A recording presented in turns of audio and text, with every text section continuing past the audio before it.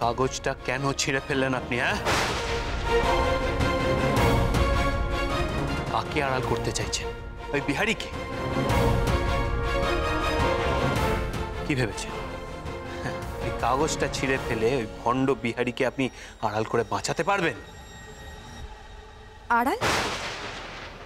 বিহারী বাবুকে কি অন্যায় করেছেন উনি যে ওনাকে আমি আড়াল করব?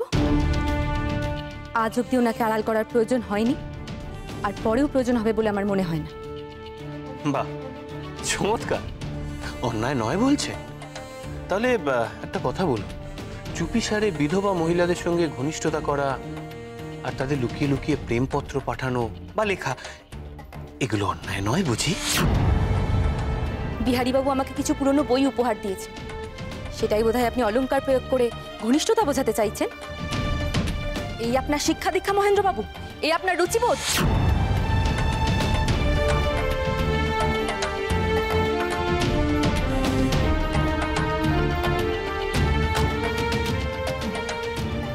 ও, আর প্রেমপত্র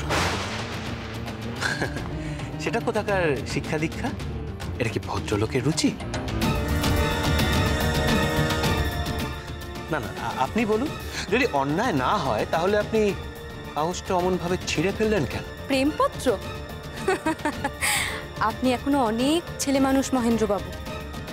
কোনটা প্রেমপত্র আর কোনটা নিছক কবিতার লাইন তা বোঝার পরিপক্কতা আপনার এখনো হয়নি মহেন্দ্রবাবু। যেটা আপনি প্রেমপত্র ভাবছেন সেটা কেবল কবিতাই মাত্র।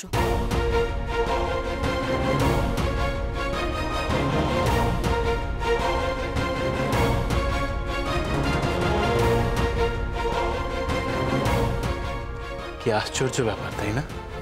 এমন একখানা প্রেমপূর্ণ কবিতা বিহারীর অজান্তেই আপনার হাতে এসে পড়ল। পুরনো বইয়ের ভাঁজে পুরনো কাগজ রাখা অনেকের স্বভাব, বিহারীবাবু এর ব্যতিক্রম নন। এই বইয়ের ভাঁজে এই একটা কাগজ নয়, আরো বেশ কিছু কাগজ ছিল। এগুলো বিহারীবাবুর সম্পত্তি, এগুলোই আমি ফেরত দিতে যাচ্ছিলাম। কিন্তু আপনি এই কাগজখানা কুড়িয়ে পেয়ে যে কুরুচিকর মন্তব্য করবেন, বিহারীবাবুকে অপমান করবেন, তা তো আমি হতে দিতে পারি না। আপনার এই নোংরা কথাগুলো বন্ধ করার জন্যই আমি এই কাগজটা ছিঁড়ে ফেলেছি। বটে, তো বেশ ভালোই মগজ ধোলাই করেছে দেখছি বিহারী। তা আজকাল মইন,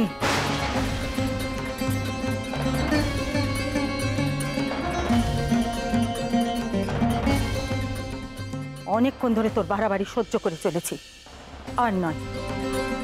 শিক্ষা দীক্ষা রুচিবোধ সব তো একেবারে জলাঞ্জলি দিয়েছিস দেখছি। যাকে যা বলার নয় তাই বলে চলেছিস। বিহারীকে তুই কতটুকু চিনিস মইন? কতটুকু? বিহারীর মনের মধ্যে কি চলছে সেটা আমি জানি, আর আমার ঈশ্বর জানেন। বিহারী এ ধরনের কাজ করতে পারেনি মইন। শুধু শুধু তার নামে চারটে নোংরা কথা বলে নিজেকে আর টেনে নামাস নে। তোমরা যা জানো তা সব ভুল কাকিমা। তোমাদের চোখে স্নেহের ঢুলি পড়া, তাই তোমরা বিহারীর কোনো দোষই দেখতে পাও না। এই বিহারী যে কত বড় ঠক, কত বড় মুখোশধারী, সেটা যদি তোমরা একবার দেখতে পেতে। বিহারী নয়, কদিন থেকে আমি তোকে দেখছি মইন। তুই কত পাল্টে গেছিস। এই মইনকে আমি চিনি না। আমার মইন হতেই পারে না। সময়ের সাথে সাথে মানুষ বদলায়, কথা ঠিক, কিন্তু তুই যে এরকম অধঃপতনে যাবি আমি স্বপ্নেও ভাবিনি মইন, স্বপ্নেও ভাবিনি। আমি জানতাম আমার সঙ্গে এমনটাই হবে। যে কোনো প্রকারে তোমরা সবাই মিলে বিহারীর সামনে আমার ছোট করে দেখবেই। যথেষ্ট হয়েছে মইন, যথেষ্ট হয়েছে। আর একটা কথাও বলবি না। যা নিজের ঘরে যা। তোর সাথে একটা কথা বলার বিন্দু মাত্র ইচ্ছে আমার এখন হচ্ছে না। আর তুই নিজের ঘরে যাবি, নয়তো আমি এক বস্ত্রে এই বাড়ি ছেড়ে এক্ষুনি চলে যাব। কাকিমা, আমার মনে হচ্ছে কোনো কারণে মহিন্দা আমাকে সহ্য করতে পারছে না। এ বাড়ির পাট আমার চুকলো বলে মনে হচ্ছে। আমাকে বিদায় দাও কাকিমা। বিহারি, বিহারি যাস নে বাবা, বিহারি যাস নে, বিহারি।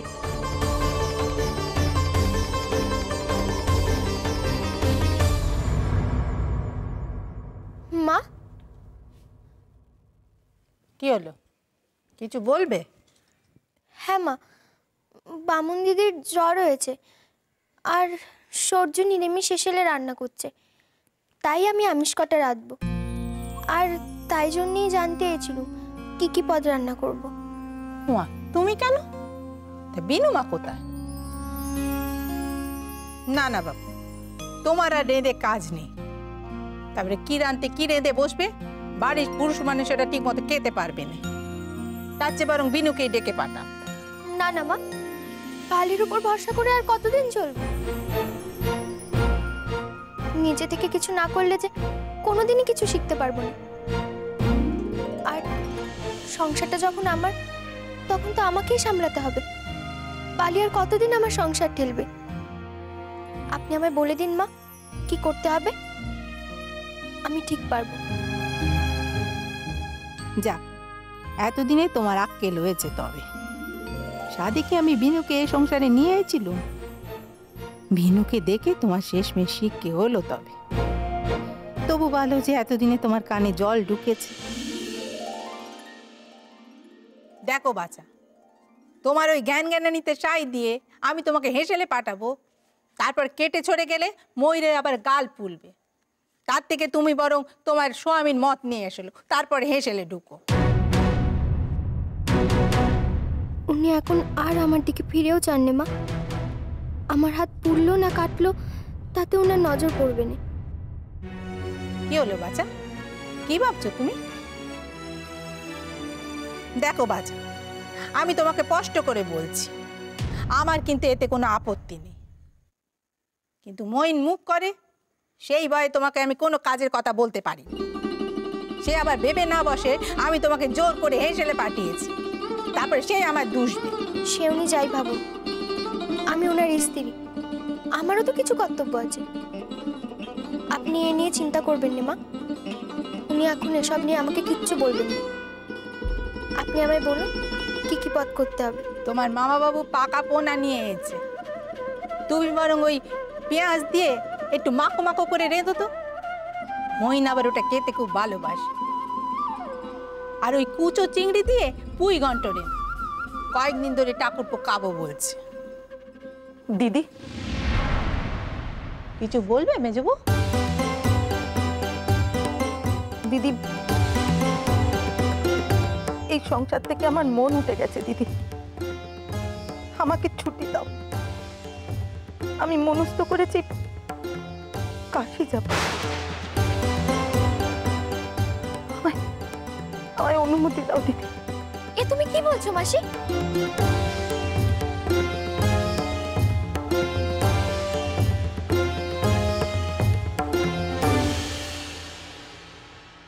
বেশ হয়েছে, বেশ হয়েছে, নিজেই বিদায় হয়েছে। কি ভেবেছিলটা কি বিহারি? হ্যাঁ, ওকে ধান ধূপপুতি আমি পুজো করব? অনেক দিন ধরে সহ্য করেছি, আর নয়। অবশ্য আমি খুব ভালো করেই জানি এ নিয়ে মা কাকিমা আমাকেই ঠিক কাঠ করা দাঁড় করাবে, সব দোষ আমার ঘাড়েই দেবে। বেশ তো, দাঁড় করালে দাঁড় করাবে। মা কাকিমা এছাড়া আর কি করতে পারে? আমি তো আর বিহারিকে বাড়ি থেকে তাড়িয়ে দিইনি, বরং সে নিজেই তেজ দেখিয়ে বেরিয়ে গেছে। কাকিমা তো সাক্ষী আছে, নিজে চোখে তো সবটাই দেখেছে। ভাগ্নে, ভাগ্নে, এই তো ভাগ্নে, তুমি এখানে ওদিকে রাস্তাটা একেবারে গেল গেল কাণ্ড, যাও গিয়ে দেখে এসো। কেন, কি হয়েছে? কি আর হবে, তোর যদি এতই মরবার শখ, বাড়িতে গিয়ে ফন্ডি ফিকির করে তবে পটল তুলতে পারছি। মাঝখান দিয়ে আমাদের কেন ব্যাপারে ভেলা? এখন যদি একটা অপঘাতে কোনো কিছু মৃত্যু হয়, তাহলে তো ভাগ্নে ঠাকুর প্রায়শ্চিত্তটা তো আমাদেরই করতে হবে। মা বাবু ভুঁড়িতে না করে কি হয়েছে দয়া করে সেটা বলবেন। আরে বাবা, তোমার ওই বন্ধু বিহারি এটা আরেকটু হলে অক্কা পাচ্ছিল। বিহারি, কি হয়েছে বিহারি? মা বাবু স্পষ্ট করে বলুন কি হয়েছে।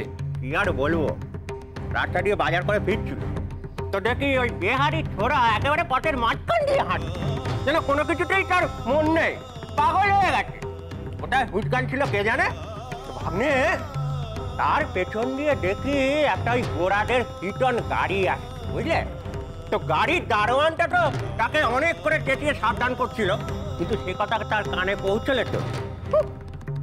এদিকে তো সাহেবরা রেগে আগুন। কি হলো জানো ভাগ্নে? গাড়িটা এসে তাকে ডুম করে ধাক্কা মেরে ধা করে বেরিয়ে গেল। ভাগ্নে, বিহারিটা একেবারে পড়ে গড়াগড়ি।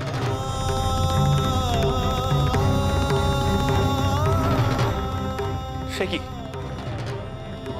বাবু, কি বলছেনটা কি আপনি? হ্যাঁ, কি অবস্থা দেখুন, তার ব্যথা লাগেনি তো? মহিন, কি ভয়ঙ্কর দৃশ্য, বুঝলে? চোখের পলকে পিল পিল পিল পিল পিল পিল করে লোক জমা হয়ে গেল। হ্যাঁ, আর তার মাথা ফেটে তো একেবারে রক্তারক্তি কাণ্ড। আমি ঢাকা মাত্র তোমার খবরটা দিতে এলো। কোথায় সে এখন? বিহারি কোথায় বলুন না। দেখলুন তো লোকজন তাকে ধরাধরি করে তুলছে, এতক্ষণে ওরা বাড়িতে পৌঁছে গেছে। মহিন, বিহারি তো তোমার পেরানের বন্ধু, তুমি নিশ্চয়ই যাবে তাকে দেখতে। সবকিছু তো তোমাকেই করতে হবে। আমি? না না, আমি যাব না, আমি যাব না। কি বলছো তুমি? বিহারির এরকম অবস্থা, তুমি দেখতে যাবে না? না মানে বলছিলাম ওই হতো রক্ত রক্ত তো, তাই। আপনি এক কাজ করুন, আপনি নকুরকে একবার এক্ষুনি পাঠিয়ে দিন এখানে। কি হলো মাও, ব্যাপারটা কি দাঁড়িয়ে আছেন কেন? বললাম তো নকুরকে পাঠাতে। হ্যাঁ হ্যাঁ হ্যাঁ মহিন, আমি এক্ষুনি পাঠিয়ে দিই। এক্ষুনি যা। হ্যাঁ হ্যাঁ। নকুর, আয় নকুর, অটো ছেড়ে যে কোথায় যায়? এ তোমার কেমন তোর কথা মেজবো? কিছুর মধ্যে কিছু নেই, হঠাৎ করে কাশে যাওয়া চিনতে কেন ভর করলে তোমার মাথায়? এমনটা এবার স্থির করতে গেলে কেন তুমি? হঠাৎ নয় দিদি, কদিন থেকেই ভাবছিল মইন বড় হয়েছে, বেথা করেছে, নিজের ভালো মন্দ বুঝতে শিখে গেছে। আজকাল সংসারের সব দায় দায়িত্ব দেখছি সে নিজের ঘাড়ে নিচ্ছে। এ সংসারে কি হবে না হবে তাতে তার কথাই নাকি শেষ কথা। তুমি কি খেপেছো মেজবো? মইনের কোনো মতিগতি ঠিক আছে? তার হাতে সংসারের বার দিয়ে তুমি নিশ্চিন্তে থাকতে চাইছো? এতদিনে কি তুমি এই চিনলে মইনকে? না দিদি, তেমন কিছু নয়। আসলে আমারও তো আজকাল বয়স বাড়ছে, মেজাজ মধ্যে সবসময় ঠিক রাখতে পারিনি। মইনের নিজস্ব মতামত হয়েছে, আমার মতের সাথে সবসময় তার মত নাই মিলতে পারে। তাই ভাবছিলাম দূরে থাকাই বোধহয় ভালো। দুদিন পর পর মইনের সাথে আমার ঠোকাঠুকি লাগবে, এ ভালো দেখায়নি দিদি। তাই তাই ভাবছিলাম বাবা বিশ্বনাথের চরণে গিয়ে যদি জীবনের শেষ কটা দিন একটু শান্তিতে থাকতে পারি। কি নিয়ে আবার মইনের মতের সাথে তোমার অমিল হলো? কি বলেছে মইন? না দিদি, কিচ্ছু হয়নি। মইন আমায় কিচ্ছু বলেনি। মাসি, তুমি কি ওনার কোনো কথায় অভিমান করেছো? তুমি তো ওনাকে চেনো মাসি। উনি রাগের মাথায় কি বলতে কি বলে ফেলেছেন তুমি তো বলো। উনি বড্ড খামখেয়ালি মানুষ, ওনার কথা ধরতে নেই। তাহলে তাহলে তুমি কেন এমনটা করছো মাসি? তুই তোর মাসিকে চিনিস বালি? ওনার বুক ফাটবে তবু মুখ ফুটবে না। উনি যে ভেতর ভেতর কতটা কষ্ট পাচ্ছেন সেটা তোরা জানিস না, আমি জানি। কি হয়েছে বলো না বালি, বলো না আমাদের, তুমি বলো না বালি, মাসি কেন অত কষ্ট পাচ্ছে? এইসব কথা এখন থাক বালি, তবে আমিও একটা কথা জানিয়ে রাখি, কাকিমা যদি এ বাড়ি ছেড়ে কাশিবাসী হন তাহলে আমিও তার সঙ্গে যাব।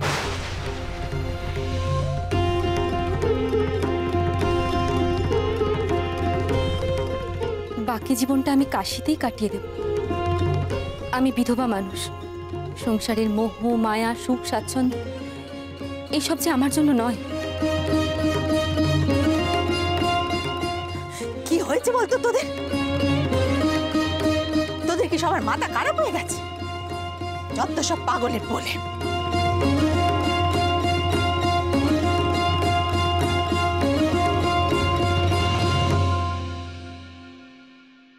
শোনো নকুর, যেটা বলছি মন দিয়ে শোনো।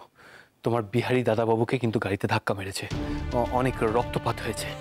কি বলছেন দাদাবাবু? বিহারি দাদাবাবু গাড়ি চাপা পড়েছেন? নকুর আসতে, কি বললাম শুনতে পেলে না? গাড়ি চাপা পড়েনি, গাড়িতে ধাক্কা মেরেছে। যাকে এই ব্যাপারটা নিয়ে বেশি শোরগোল করো না। তুমি একটা কাজ করো, তুমি একবার বিহারির বাড়িতে যাও। মাথায় কিরকম চোট পেয়েছে সেটা জানা খুব আবশ্যক। আর হ্যাঁ, এই বাড়ির কাউকে জানানোর প্রয়োজন নেই। খামোখা শুধু শুধু শোরগোল বাড়বে, সবাইকে ব্যতিব্যস্ত করার দরকার নেই। ওর বাড়িতে যাও, বাড়িতে গিয়ে দেখো তার কোথায় কোথায় চোট লেগেছে, কি কি চিকিৎসার ব্যবস্থা হয়েছে।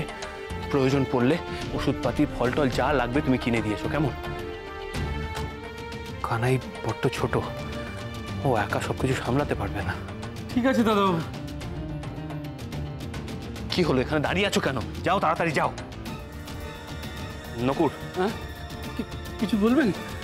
হ্যাঁ, আরেকটা কথা ছিল। আমি যে তোমাকে পাঠিয়েছি সেটা যেন বিহারি জানতে না পারে। হ্যাঁ, যদি জিজ্ঞেস করে কোত্থেকে খবর পেলাম তখন কি বলবো? কি আবার বলবে? বলবে রাস্তার লোকের মুখে শুনে এসেছো। যাও এখন। আমি আসার পর থেকে একটার পর একটা অশান্তি লেগেই রয়েছে।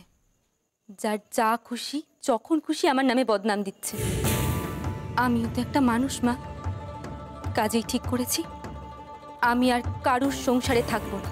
জানতুম, আমি ঠিক জানতুম শেষ বয়সে আমার কপালে এরকমই কিছু একটা লেখা আছে। যাও যাও যাও, সকলে আমাকে একলা ফেলে রেখে চলে যাও। যাও, এতদিন ধরে এত কষ্ট করে সবাইকে জড়িয়ে পড়ে সংসার করলো, এখন আমাকে সবাই ঘাট থেকে জেরে ফেলতে চাইছে। সারা জীবন ধরে মাথার গাম পায়ে ফেলা এই বিধিদান। সংসার একটা বড় গাছের মতো মা, ফল ধরলে সবাই সেই ফল পেড়ে খায়, কিন্তু কে চারা লাগিয়েছে, কে গাছে জল দিয়েছে, সেই হিসেব কি কেউ রাখে? সময়ের সাথে সাথে মানুষ সেই অবদানও ভুলে যায়। তুমি তো নিজের রক্তের সম্পর্কের জন্য করছো, কিন্তু বিহারি বাবু, ওনার তো এই সংসারের সাথে কোনো রক্তের টান নেই, তবু উনি প্রাণপাত করে শুধু দিয়েই গেছে। তিনি কেন এই প্রতিদান পেলেন বলতে পারো? এসব কথা কেন উঠছে বিনু? প্রতিদানের সময় এলে বিহারিও ঠিক পাবে। আর তাছাড়া বিহারিকে তো আমি কোনোদিনও মইনের চেয়ে কম ভালোবাসিনি। সে সুযোগ তুমি আর পাবে না মা। বিহারি বাবুকে অপমান করে এ বাড়ির থেকে তাড়িয়ে দেওয়া হয়েছে।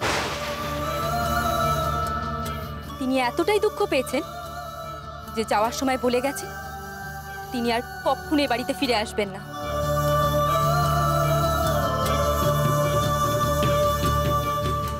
বিনু, আমাকে সব কথা খুলে বল, তুই ঠিক করে বল কি হয়েছে। ওই নিশ্চয় বিহারিকে কিছু বলেছে। কদিন ধরে আমি লক্ষ্য করছি মইন বিহারিকে ঠিক সহ্য করতে পারছে না। বালি, বালি, এ তুমি আমি কি শোনালে বালি? কেন কেন কি হয়েছে বালি? উনি কি বলছেন?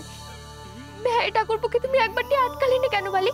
আমাদের আমাদের একবারটি ডাকলে না কেন বালি? কখন কখন এসব ঘটলো বালি? আমি যে কিছুই টের পেলুম না। কেন এত রাগারাগি হয়েছে বালি? মা, ও মা, ও মেজো মা, মা, ও মেজো মা, সর্বনাশ হয়ে গেছে গো মা, সর্বনাশ হয়ে গেছে। কি সর্বনেশের খবর আনলি ত্রিপুরার মুখে? কি সর্বনেশ হয়েছে? বিহারি দাদাবাবুকে গাড়িতে ধাক্কা মেরেছে।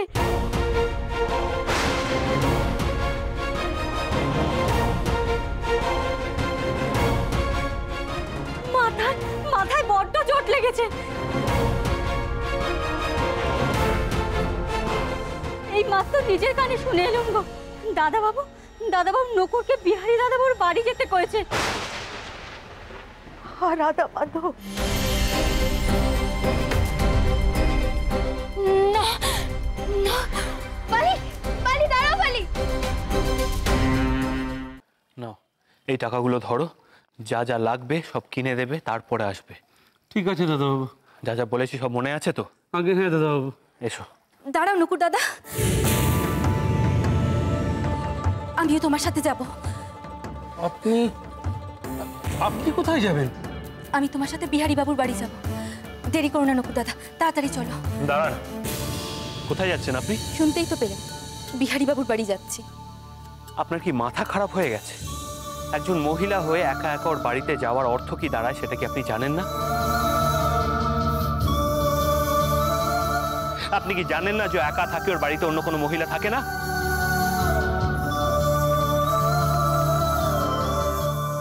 জানি, তবুও আমি যাব। অসম্ভব।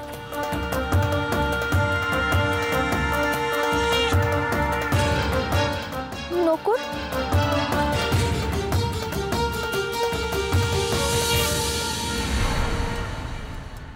আমিও যাব।